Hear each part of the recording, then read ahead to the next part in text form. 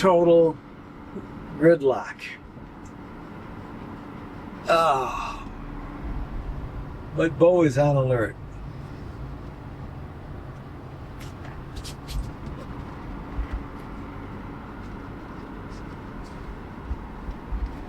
The temperature outside is 93 degrees. 93 degrees.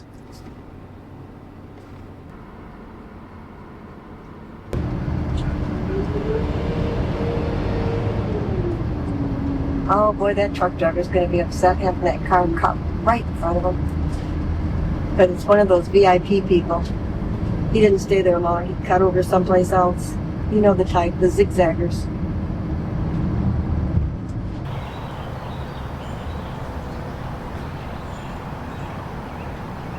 So good morning. This is the morning of our after our first overnight trip with this new Cape Cod. And first of all, I got to tell you that in almost 15 years of RVing, yesterday's was absolutely the worst drive. 3 hours were spent in gridlock, particularly around Indianapolis. Man, I would not recommend anybody go anywhere near Indianapolis this summer with all of the road construction. It was just a mess. And then earlier on US 31, there was another 40-minute backlog because of road construction. But anyway, we made it. It just was a long drive. Unit drove great. I was averaging about a little over 12 miles a gallon, and with that stop and go traffic for 3 hours, it dropped the average down to about 11.6. And that's coming almost 400 miles yesterday. So the first night is always a rough night in a new RV, and particularly for us who now are used to traveling in a 35-foot fifth wheel that's like a condo on wheels. This is causing us to remember how you all got to get along and take your time, and it's very limited space. Bo had a rough night. He didn't sleep at all. He didn't know where he was. He's doing pretty good this morning, right there. We ended up spending the first night in a KOA in Bowling Green, Kentucky. Not so much because I needed to be plugged in, but because I couldn't get in anywhere else. I tried Harvest Host. I tried a couple of overnight RVs. Everybody was booked. It's the weekend before the 4th of July as we report this. So campsites are hard to find. This is a big campground, this KOA, so we got a spot here. And we plugged in, ran the AC all night long. It was very hot and muggy outside. So I'm in, sitting here and doing my work with the computer, working on YouTube videos and keeping Bo company. Jen is probably listening to me. I probably woke her up. That's the, she's coming out. There's a hand saying hello. I don't want to scare people. Well, and there she is. She didn't sleep with her clothes on. I know that. I don't want to scare everybody. All right, give them your opinion on the very first night in this thing, and make it the truth. There is no mercy to comb your hair and wash your face then. Make it the truth. Make it the truth. First night. I slept like a rock. I wish we could. Well, that's because we were exhausted. Oh, we were. But poor Bo, he was exhausted. He stood the entire time. We didn't know how to dim the lights. Oh, this we got to drives figure us out nuts. how to dim the lights. I mean, it was like broad daylight in Broad here. daylight, the lights didn't dim. But that's our problem. We didn't figure that out. The camera out in the front, but we just pulled those drapes there. That was okay. And, how nice the blackouts are for that, the passenger, the driver, and the front window. They're magnets, but they fit better than any I've ever seen before. Oh, I'll have to go take a picture of those. Yeah, so well, I'll do that. Those are nice. See those right there? On the window, she put the blackouts. Even though we could pull this shade, or this curtain, you can kind of see through the curtain. And so she put those magnetic, and they did black everything all out. And they're insulated. They're insulated. So they will work great. Now, the separate tiny compost toilet. We left it out all night long, And there's really not a lot of room in there. We got to figure out where we're going to put the toilet paper other than just sitting there. Yeah. And if I could do what I wanted, if it were possible, I would love a medicine cabinet. Instead of just a lighted mirror, I would like a medicine cabinet. I would like things handy. I don't know. The hardest part about a new rig is figuring out where to put things. And we haven't figured that And we have out. not figured out where to put everything. And we are absolutely, totally spoiled with our Montana high country, where I have a dresser and drawers and wardrobes and a lot of room. And I call it, as we get older, I call it my pharmacy. Yeah. The drugs that I take. You know, just trying to figure out where we're going to put everything. But we'll figure it out. Now, the 2 beds were surprisingly comfortable. Yes, I measured, and this was so nice to have sheets come with the bed, and it's 6 inches smaller than a twin bed. 38 inches. Yeah. Is my twin bed. So I think it's for a minus really 6. tall person, this would not work. Oh, I'm talking about width. Yeah, I'm If you talking about were- the length of the Oh, bed. I didn't even check the length because I knew it was good enough for me. I think it's a little short of what a real twin is, but it would be tough for a tall person. You want to try it out before you, Yeah. obviously, don't want to sleep, all bunched up. No. And All right, well, the lagoon table, I thought, I was running into it all the time, but I think when you got up, you pushed it over my way. I did. So I was like, well, this Yeah. I don't remember this before. Well, I hope But it was a good night. I mean, I'm not it's so a sure. lot to learn with a new rig. Yeah, well, it's a lot of just getting used to stuff and where that everybody traffic goes. didn't help anybody. So Bo is now sleeping. He didn't sleep all night, so it's going to be a long day. And Bo insists on riding there, and we were always pushing him back. And he kept breathing on the navigation screen, and then I would lose my navigation, or he would breathe and touch it with his nose, and he'd turn the air conditioner off. And it was a great adventure. Yes. Oh yeah, the air, the heat would come on just from his breath. It was just Yeah, well, his nose would touch it. His nose would touch it. But that's our fault for not properly restraining him. Yeah. In one of our RVs, we had the bow barrier, and we have to figure out. Bo's afraid because the roads are in such bad shape. There's so many bumps with the roads that it right. frightens him. Well, the induction burner works. Yeah, it worked better when I turned it on. You just turned it up. I was a little slow. How do you adjust it? How do you adjust the induction burner? Okay, you gotta put that on top of it. Excellent. Oh, slide of the finger. Just slide your finger. See how that works? Okay. Okay. You want it down or up? Down. 300, 250, 280? I can figure it out. Thanks. That's really cool. If I turn on the toaster, am I going to pop? Well, let's find out. Oh, I Let's gotta give him a plug it real in. test. We don't mess around. We give him a test. We'll see. This is the breakfast of champion, Jennifer's cheesy scrambled eggs, and a toasted bagel.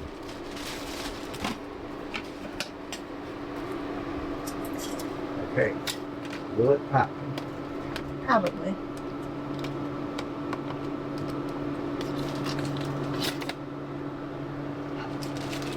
Okay. Not yet. We do have the air conditioning off. Well, that's looking good at 250.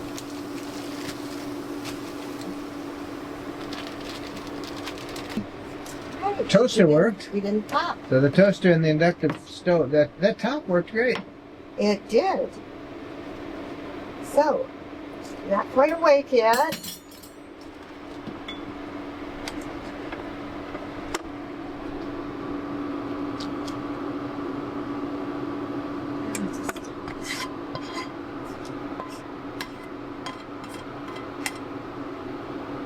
Now, hot burner.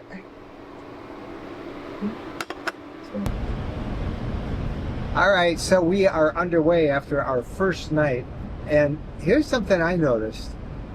It does not take any less time really to unplug, wind-up hoses, all that stuff, than it does to get the fifth wheel hooked up to the truck and move the fifth wheel out. Maybe a couple of minutes. Now, if you're boondocking, it'd be great because you're not plugged in. You can pretty much just, start the engine and go. But at a campground, you got to undo the hose, wind it up, get the water out of there, all those little things. You don't save a whole lot of time when you're in a campground with one of these versus, hooking up the fifth wheel. So there. All right. Back on the road again. Your thoughts? It depends on how experienced you are hooking up your camper, your fifth wheel, your travel trailer, as to how much, That's true. It took me 45 minutes when I first got it, and now I can be up and gone in about 15. Mm-hmm. You're right. Experience is good. So I'm sure, on this one. This too. Yeah.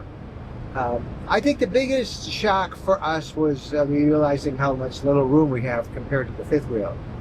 But on the other hand, this is so much easier to drive. And we pulled into a McDonald's yesterday. That was great. We never could do that in a fifth wheel. So, not that we recommend eating at McDonald's. Not that we recommend eating at McDonald's. There might be something to be said for a fifth wheel. Yeah. Actually, the McDonald's we pulled into was for trucks too. Unusual.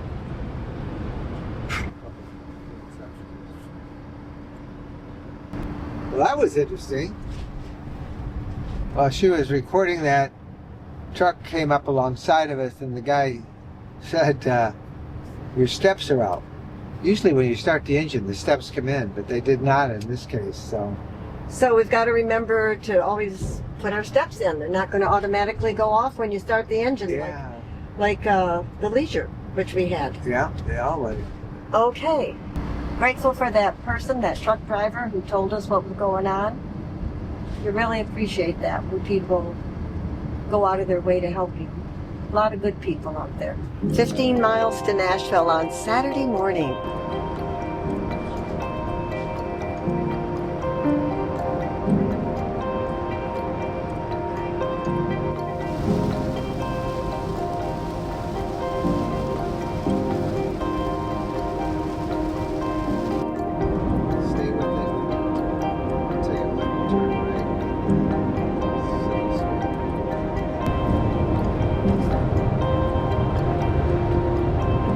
It's your first time driving. What do you think?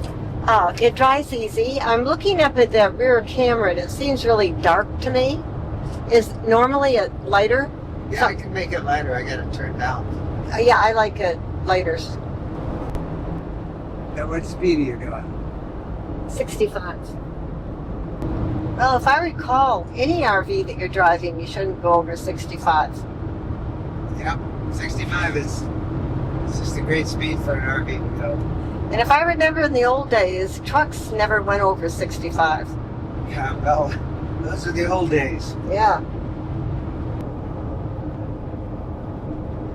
I really like the big window. I mean, for a C, sometimes when you get into a C and they have that bunk up above, the overhang, it blocks your view. But you can see well.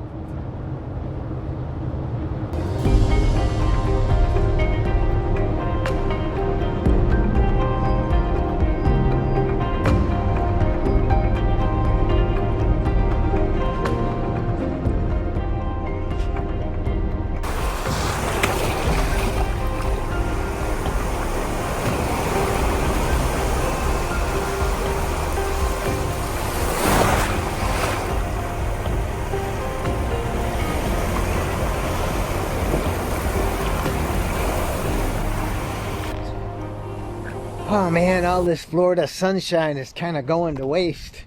If I had solar up there, those batteries, they'd be topped off. I've got a lot of room on that roof, so they need to do a little bit of work on parasitic drain in the batteries. Let me explain. I showed you that awesome 360-degree camera system it has in the screen. But, and I'm the first one that Embassy, I believe, installed this on the production van. So so they got to work out a couple of bugs on it. But one of them is that there's no on-off switch for this screen. I was told at the factory when I picked it up that it's just such a minimal drain. Don't worry about it. It's always on. Well, that's not exactly true, because I've had it sitting here in Florida for 6 days, and I turned off the house batteries, but that camera parasitic drain totally drained the batteries, and the only way to recharge them is to run the engine or to plug in to power. Well, I don't have a place to plug it in, and I'm in a parking lot at a condo complex. How does this all play out? It doesn't do anything in terms of the functionality of the RV, except I can't turn on the refrigerator. And because I can't turn on the refrigerator, that means that we're going to have to bring our cold stuff into a hot van and maybe spoil food, and it's a mess. So if I had had solar, all this Florida sunshine would have charged those batteries, or at least kept them fairly topped up. Big mistake, no solar. Got to figure a way to get solar on there, and I got to figure out a way to get an on-off switch on that camera screen.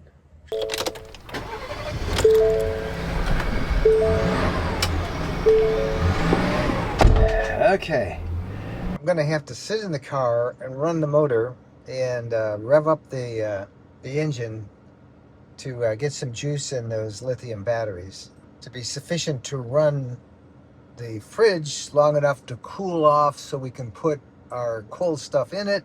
But now I've got to have my foot on the gas to charge this thing up.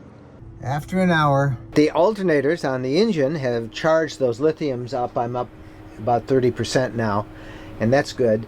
I've got to turn on the refrigerator and leave it on for about 15-16 hours before I start it up again. So I want to make sure that I don't drain the battery with the refrigerator. We want to get it cold so I can put everything in the fridge for our trip north. We want to kind of take our time north and have some fun, and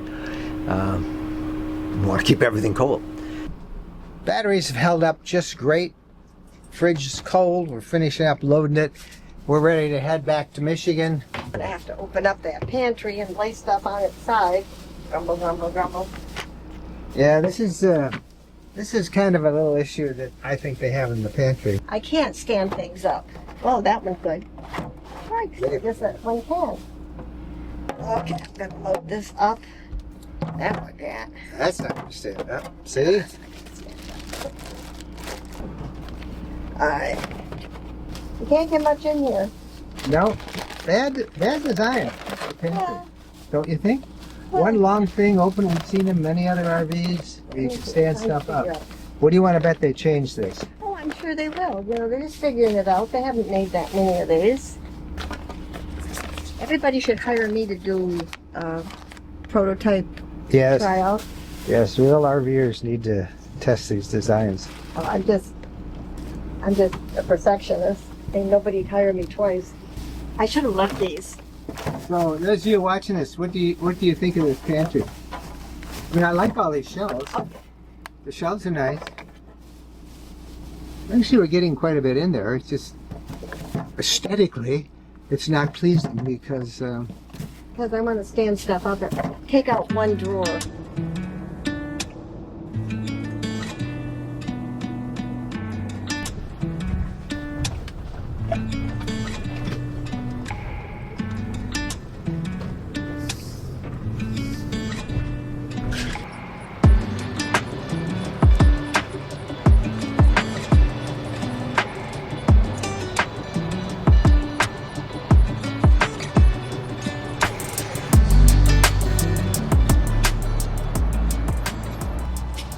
So this is pretty easy. You just have an app. You get a confirmation when you make your reservation. You get here, it says, I'm here. You check in, and they got me all set. It couldn't be simpler getting a spot here at Love's. It's all done online. You find your spot, make your reservation, and then as I showed you through their app, you just check in, and then you come into your site, back into your site, and you're basically all set. They have activated the power system for you. I'm hooked up here, and 30 amps is, they also have 50 amps, and I'm all connected so I can, that's the problem with Loves. You know how noisy that is? But anyway, I'm all set up with power. The sites, you know, are nothing too fancy. It's just a nice, flat, paved surface here. Lots of room. I could bring my Montana fifth wheel and my truck and back in there and it would be just fine. There's a little bit of a buffer area here between your neighbors. There's 2 other sites at this particular Loves. Not bad. Not bad at all. And it's flat. I'm a little concerned how noisy it's going to be tonight, but we'll find out. But there's one thing I don't like. There is water at these sites, but you're not supposed to connect the hose directly to your RV's city water intake. They want you to use this water strictly to fill up your freshwater tank, and then use your freshwater tank for your water supplies. So okay, I'll do that. It's nice. The site I got, it's right next door to the little dog park. Bo will enjoy that. Couldn't be easier. One thing that I gotta say though is it's pretty pricey. This site costs $60. I think that's a lot of money, especially since at this very same exit off of I-65, this is actually, I think, Good Hope, Alabama, right near Cullman, Alabama. Just down that road is a RV park that we stay at all the time with full hookups, sewer. There is no sewer here, by the way. There is a dump someplace around that you can use here at Loves, but there is none on site. But the place down there had sewer, all that. Their rate was $60 as well. I don't think this is worth $60, especially the fact that you're going to probably buy gas or fuel, which I did, and you probably buy something in the store, which we did. But still, it is convenient. So I guess that $60 is the convenience of being right here. All I have to do is unplug and we can go. So there are now 100 of these sites around the country. They'll probably be adding a few more yet this year, but Loves has obviously seen a pretty good market with the RV community. So something I really like about this Embassy Cape Cod is it has a water sanitation system, and you just turn that on, and then you just turn the little valve in line. I'm trying to show you how that works under there. It's under here, right there. And there's a little blue light that comes on. Can you see that blue light back in there? Yeah. So that means it's on. And this is the valve you turn in line. And you run that about 10 minutes or so. And it sanitizes the water in your freshwater tank. So that was really nice. It's the first time we've filled up our freshwater tank. And no sooner did we get checked in here at Loves, fill up the water tank, hook up the electricity, and It's raining. it's really raining. So we're set. We can hunker down tonight. Well, good morning. So after spending our first night at a Loves travel stop, it's good in a pinch. It is really noisy. I mean, you know, you're right near the freeway. You've got millions of trucks pulling in. We all woke up several times, Jen, Bo, and me, several times with truck noise and mufflers and brakes squealing, and it wasn't the best night's sleep. Nice place. Loves is always clean. It's handy. I'd say it's best on a pinch when you can't find any place else, or you just need a really quick stop. And I think it's too expensive. $60 a night. You can stay in a really nice campground for that. All right, I gotta unplug, and it's time to hit the road. We got miles to go before we sleep. I could do a poem on that.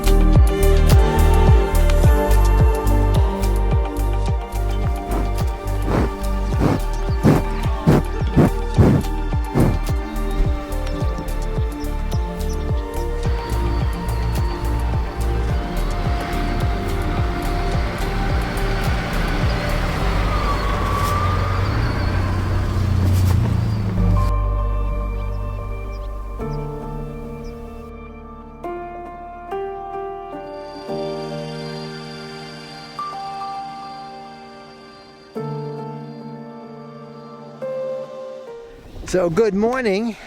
We spent the night in, I would say a cow pasture, but actually it's a bison pasture. We'll have a whole video about that later on for you. But what a nice, great night. Boondocking.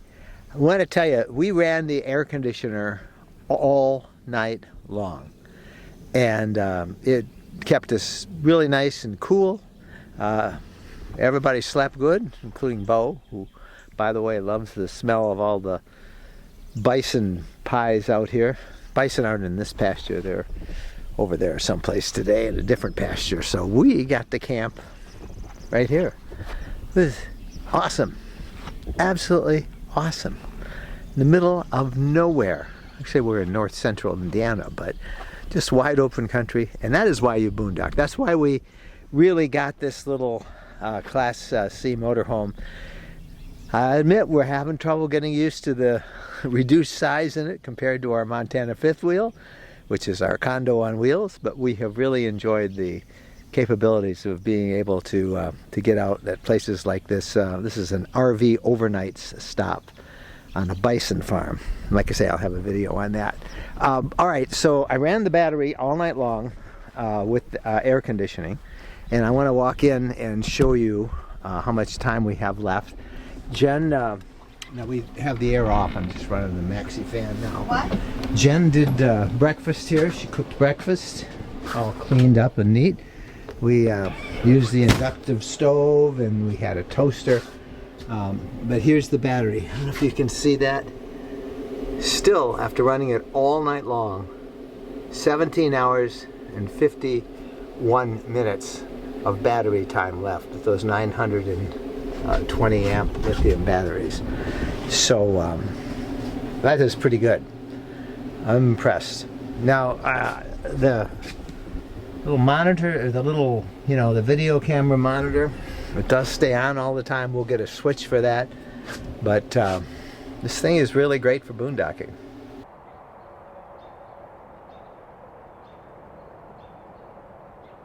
So that was our shakedown cruise, and after all is said and done, I think it went quite well. It went very well. All right, couple disappointments, but nothing major. That camera monitor needs a switch to go on and off. The beds could be a little longer and a little wider. That's about it. We're still getting used to the compost toilet. We did a review on that not long ago, and you can check that out. But we're going to keep trying it. I think we'll get used to it. But all said and done, I'm impressed with the battery, the lithium battery life. Running the air conditioning pretty much all night long. That's awesome. How about you? What do you like the best about it? I found the Ford Transit extremely easy to drive, to handle. It was like just driving an SUV. You weren't aware that you were in a big rig.